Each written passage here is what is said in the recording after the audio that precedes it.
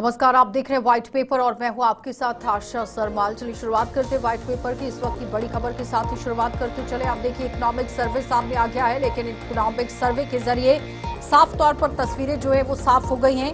आर्थिक सर्वे में दिखा है हेल्थ एजुकेशन और पर यहाँ पूरी तरह से सरकार का फोकस, महिला श्रमिकों पर भी आप देखिए किस तरह से फोकस रहा। भारत की कृषि विकास दर में 3.8% की बढ़त की उम्मीद है और देश की जो आर्थिक सेहत है वो कैसी रहने वाली है, इस पर हर किसी की नजर है।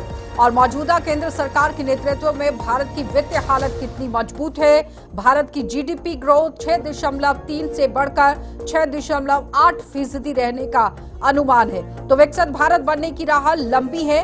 राज्यसभा में भी इकोनॉमिक सर्वे जो है वो पेश किया गया और आज ये इकोनॉमिक सर्वे के जरिए बहुत हद तक साफ हो गया है कि कृषि विकास दर में 3.8%, इंडस्ट्री में 6.2% की बढ़ोतरी होगी और आर्थिक सर्वे में हेल्थ एजुकेशन और सरकार पर पूरी तरह आप देखिए किस तरह से नजर जिस तरह से बनी हुई थी, लेकिन हेल्थ और एजुकेशन पर ज्यादातर फोकस जो है वो देखा गया है। वित्त मंत्री निर्मला सीतारमण ने आज आप देखा किस तरह से लोकसभा में इकोनॉमिक सर्वे पेश किया और उसके बाद लगातार अब इस पर चर्चाएं गर्म हो गई हैं। बताते चले कि यहाँ देश की आर्थिक सेहत किस तरह से रहने वाली है, ये तो फिलहाल कल सुबह ही देखने को मिलेगा कि आखिर बजट के अंदर क्या कुछ रहेगा, क्योंकि जब सरकार की तरफ से निर्मला सीतारमण अपना 8वां बजट पेश करेंगी और मोदी सरकार यानी कि एनडीए सरकार का 3.0 बजट जो है वो कल पेश किया जाएगा। महिला श्रमिकों पर पूरी तरह से फोकस किया गया है, लेकिन कृषि विकास दर की अगर बात करें तो 3.8% यहाँ पर बताया गया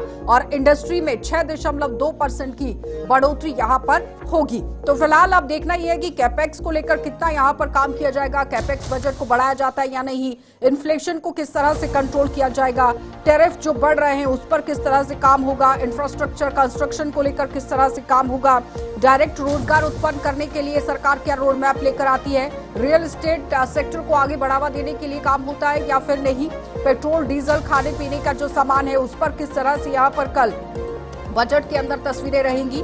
और लगातार अमीर और अमीर होता जा रहा है, गरीब और गरीब होता जा रहा है, ये विपक्षी पार्टियों की तरफ से बड़ा आरोप लगाया गया है। लेकिन फिलहाल जिस तरह से रिफॉर्म, परफॉर्म और ट्रांसफॉर्म का फोकस पूरी तरह से पीएम मोदी का देखा गया और इन्हीं 3 चीजों पर ज्यादातर फोकस भी किया गया। एफडीआई में वृद्धि हुई है, रिटर्न डिमांड जो है वो काफी तरीके से बढ़ी हुई है, लेकिन जिस तरह से कल यहाँ पर बजट पेश किया जाएगा, कौन सी तमाम चीजें रहेगी, टैक्स के अंदर कितना यहाँ पर राहत जो है वो दिया जाएगा, क्योंकि राजकोषीय घाटे की अगर बात करते हैं तो वित्त वर्ष 2024-25 के लिए ये जीडीपी का 4.9% अनुमानित था और वित्त वर्ष 2025-26 के लिए आंकड़े पर बाजार की नजर यहाँ रहेगी।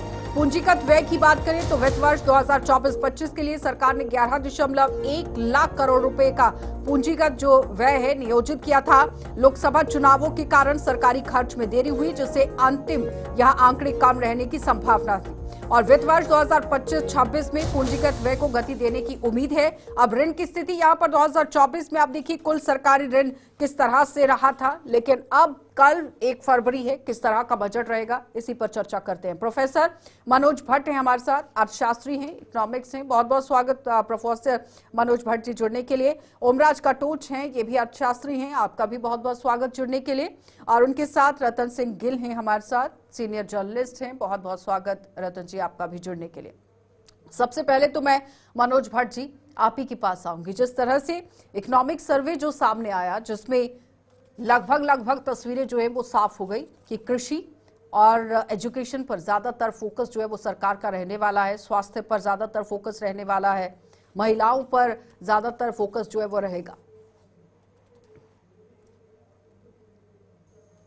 जी देखिए, 2-3 चीजें जो मेरा मानना है वो ये है कि पहले चीज तो इन्फ्लेशन कंटेनमेंट करना पड़ेगा, बिकॉज इन्फ्लेशन बिल्कुल भी कंटेन नहीं है।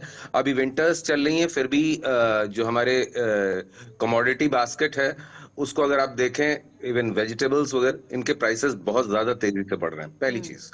दूसरी चीज ये कि अभी तक जो हमारे पास टैक्स बेस है, टैक्स बेस को वाइडनिंग एंड डीपनिंग वो सरकार अभी तक कर नहीं पाई है।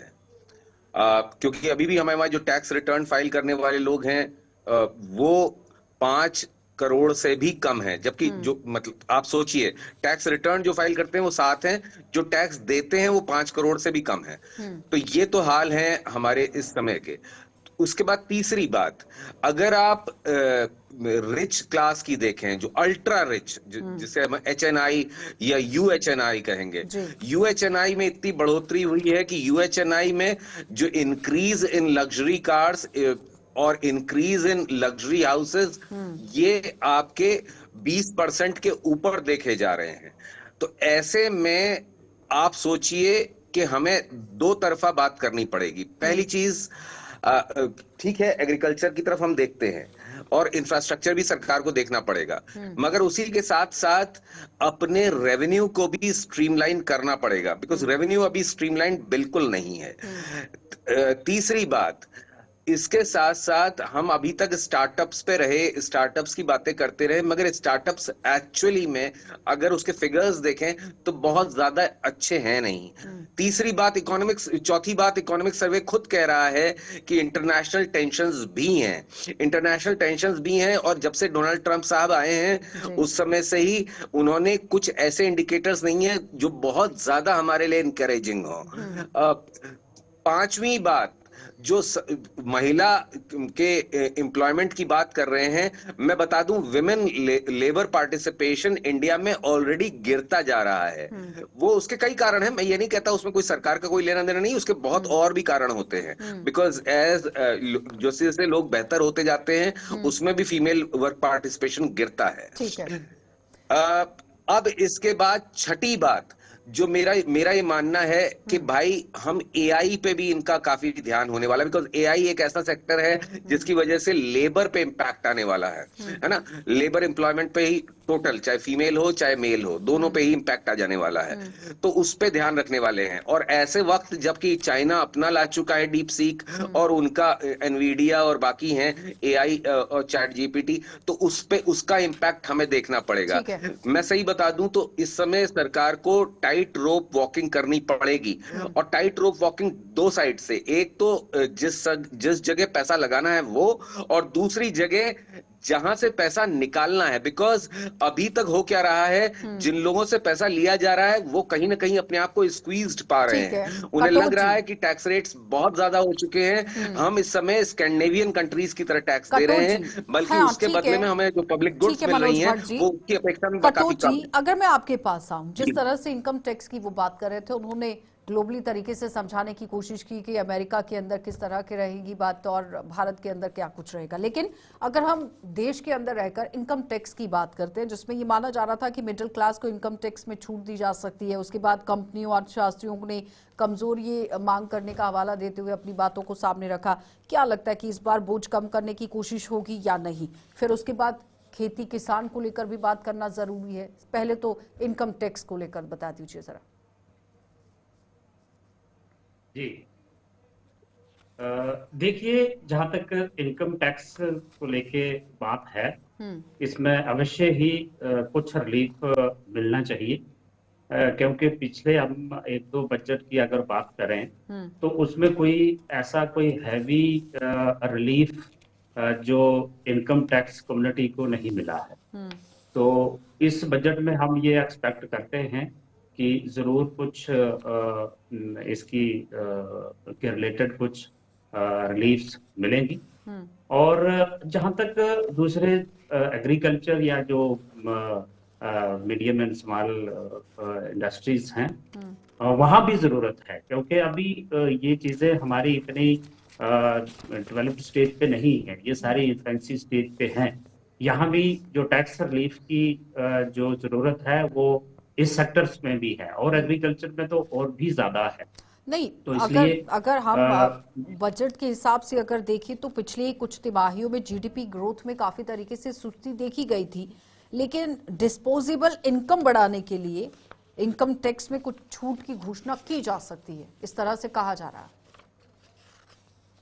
जी, हम भी वही वही मैं मेरा कहने का मीनिंग वही है कि कुछ एक्सपेक्टेशंस भी हैं कि जरूर इस बजट में कुछ ऐसा दिखने को मिलेगा, जैसा कि कुछ बहुत सारे एक्सपर्ट इसकी बात कर रहे हैं, और कुछ इकोनॉमिक सर्वे में भी कुछ हिंट दिए गए हैं जैसे, तो इससे लगता है कि जरूर कुछ तो कुछ रिलीफ जो है मिलेगी।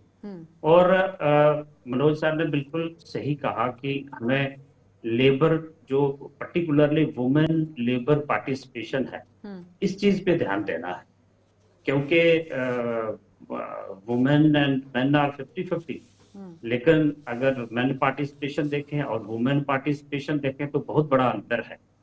तो इसलिए बहुत सारे ऐसे कुछ फाइनेंशियल असिस्टेंस प्रोग्राम्स शुरू किए जा सकते हैं जिसमें लेबर पार्टिसिपेशन को ज्यादा से ज्यादा बढ़ाया जाए, और उससे जो जानकार जिस तरह से कह रहे हैं कटोच जी, जानकार जिस तरह से कह रहे हैं, वो कह रहे हैं कि इंफ्रास्ट्रक्चर को लेकर अगर बड़े ऐलान होते हैं तो फिर कंस्ट्रक्शन कंपनीज जो है वो काम करेंगी, और जब कंस्ट्रक्शन कंपनीज काम करेंगी तो लेबर क्लास को काम मिलेगा, रोजगार बढ़ेगा। उसके बाद भागीदारी की बात आ जाती है कि कितने % मेल है और कितने % फीमेल है, फिर उस पर रोड मैप तैयार करने की जरूरत है।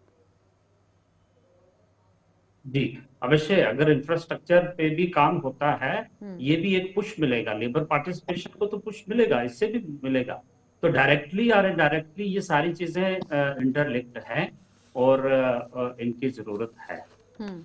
लेकिन जिस तरह से नए टैक्स रेजिम में 3 से 7 लाख रुपए की आय पर सरकार की तरफ से टैक्स को लेकर घोषणा की जा सकती है, क्या लगता है एक बड़ी राहत इस बार होगी कि नहीं? क्योंकि जीएसटी को लेकर भी बात करना जरूरी है, जीडीपी वृद्धि को लेकर बात करना भी जरूरी है। आ रही हूँ एक सेकेंड। जहां तक मैं चाहता हूं और सोचता भी हूं, तो मुझे लगता है कि गवर्नमेंट कुछ रिलीफ इस बार जरूर देगी, और देनी भी चाहिए, क्योंकि जो टैक्स पेइंग कम्युनिटी है काफी अरसे से उनको कुछ खास टैक्स रिलीफ में रतन जी आ रही हूँ मैं, भट्ट जी आपके पास, एक सेकेंड वेट कीजिएगा। रतन जी, जिस तरह से सियासत अभी तो ऐलान भी नहीं हुआ है, इकोनॉमिक सर्वे ही आया है, और आज आपने देखा कि राष्ट्रपति भाषण के बाद किस तरह से सियासत भी देखने को मिली। कल की तस्वीरों को किस तरह से आंक रहे हैं, क्योंकि आज जिस तरह से बयानबाजी और एक एक करके उस पर चर्चाएं भी शुरू हो गई। देखिए, राजनीति हमेशा ऐसा रही है, कोई भी सरकार जब बजट पेश करती है, जब कोई भी कार्यक्रम घोषणा, किसी भी कार्यक्रम की घोषणा करती है, सरकार ने तो उसमें काफी काम किया होता है, उसमें बड़े एक्सपर्ट्स का रोल होता है, बड़ी शिद्दत से बड़ी सारी बड़े पहलुओं को, सामाजिक और आर्थिक पहलुओं को देख के रखा जाता है। राष्ट्र की जो आर्थिक स्थिति है उस पर सारा गौर करके जब कोई भी प्रपोजल या कोई स्कीम सरकार लाती है, तो विपक्ष का यही काम है कि वो उसमें खामियां ढूंढे और वो उसकी आलोचना करता आया है। ये इसी सरकार में नहीं हुआ और इसी विपक्ष में नहीं हो रहा, ये हर सरकार में होता है। सरकार हमेशा ये दावा करती है कि हमने एक बहुत अच्छा, बहुत बढ़िया पीपल फ्रेंडली बजट पेश किया, या जो भी कार्यक्रम वो घोषणा करते हैं उसको वो लोगों के साथ जोड़ने की कोशिश करते हैं, लेकिन विपक्ष हमेशा उसमें खामियां ढूंढता है, उसका काम है। हमें इससे लेकिन रतन जी, उनका काम है। रतन जी, इस बार आपने देखा कि पंजाब के अंदर हरियाणा बॉर्डर को जब बंद किया गया तो किसानों का एक बड़ा मुद्दा था, एमएसपी को लेकर, गारंटी को लेकर वो बड़ी मांग कर रहे थे, कई मांगे उन्होंने रखी। क्या लगता है कि बजट में इस बार कोई राहत किसानों के लिए हो सकती है, क्योंकि आंदोलन के बीच में 1 फरवरी को कल बजट पेश होगा? देखिए, यहाँ तक किसान आंदोलन की आपने जिक्र करी, देखिए एमएसपी का जहां तक ताल्लुक है, वो जो किसानों की डिमांड है, वो मैं समझता हूं कि उसको पूरा करना इस सरकार के लिए, शायद किसी भी सरकार के लिए अभी मुश्किल है, क्योंकि एमएसपी की वो स्टैट्यूटरी, वो उसको इंस्टीट्यूशनलाइज करवाना चाहते हैं, कॉन्स्टिट्यूशनल उसकी गारंटी चाहते हैं, लेकिन मैं नहीं समझता कि ये पॉसिबल है, क्योंकि सरकार जो है हमेशा एमएसपी की घोषणा करती आई है, और हर साल होती है और सभी सरकारें करती हैं। ये सरकारों की मजबूरी है कि वो किसानों को नाराज नहीं कर सकती, किसानों का बहुत बड़ा वोट बैंक है, लेकिन उसको लेजिटिमाइज करना कॉन्स्टिट्यूशनली, वो मेरे ख्याल से कि सिर्फ सरकार के बस में कुछ अपनी आर्थिक ही कारण नहीं है, मैं समझता हूँ इसके कुछ इंटरनेशनल कारण भी हैं। सरकार बहुत इंटरनेशनल ट्रीटीज के साथ बंधी हुई है। वहाँ को बहुत से यानी कि कन्वेंशंस हैं, बहुत सी टर्म्स हैं जो सरकार को बाध्य होती है सरकार उसको मेंटेन करने की, क्योंकि सरकार रतन जी, उन जिस तरह ट्रीटीज से पर सियासत शुरू हो गई है सिग्नेटरी, रतन जी, तो मैं नहीं और समझता हूँ कि एमएसपी के लिए कोई बड़ी राहत हो हाँ सकती है। ठीक है रतन जी, जिस तरह से सियासत शुरू हो गई है, हाँ, एनडीए वर्सेस यूपीए को जी। लेकर भी बात हो रही है कि यूपीए के समय में किस तरह का बजट रहा करता था और कितनी राहत होती थी, और एनडीए के समय में कितनी नौकरियां और कितनी राहत यहां पर देश की जनता को दी गई। तो कुछ रिपोर्ट है मेरे पास जो नवंबर 2024 की मैं आपको बताते चलूं, जिसमें केंद्रीय मंत्रालय और विभागों में 1.81 लाख से भी ज्यादा पदों पर भर्ती की गई और 2022-23 की तुलना में ये लगभग दोगुना था। लेकिन अगर हम देखें यहाँ पर कि यूपीए की सरकार के समय में किस तरह की राहत जो है वो दी गई थी, तो भर्तियों में कौन आगे कौन पीछे, इस पर भी चर्चा करना जरूरी है, क्योंकि एक बैलेंस बजट कल आएगा या नहीं ये तो बात की बात है कि क्या कुछ खास रहेगा। लेकिन जिस तरह से सरकारें दोनों आमने सामने इस वक्त हैं, तो यूपीए बनाम एनडीए, भर्तियां यहाँ पर किस तरह से हुई देखिए। 14 से 23 के बीच में 8,82,189 भर्तियां यहां पर की गई। लेकिन उसी बीच में 2014 से अगर हम पीछे की बात करें, 2004 से 14 का अगर हम आंकड़ा ले लेते हैं तो 6,02,045 भर्तियां हुई हैं। तो आंकड़ा आपके सामने है कि ज्यादा काम किसके समय में हुआ है। ऐसा नहीं है कि किसी सरकार का पक्ष लिया जा रहा है। जब यूपी अच्छा काम करेगी तो वो गिनाया जाएगा, जब एनडीए करेगी तो वो भी गिनाया जाएगा, जहां पर खामियां होंगी वो गिनाने की जरूरत है। कल क्या बैलेंस बजट आएगा? देखिए, सरकार ने जो अभी इकोनॉमिक सर्वे दिया है उसमें रतन जी, इस बात पर आपसे भी मैं चर्चा जवाब करी लूंगी, है। रुकेंगे एक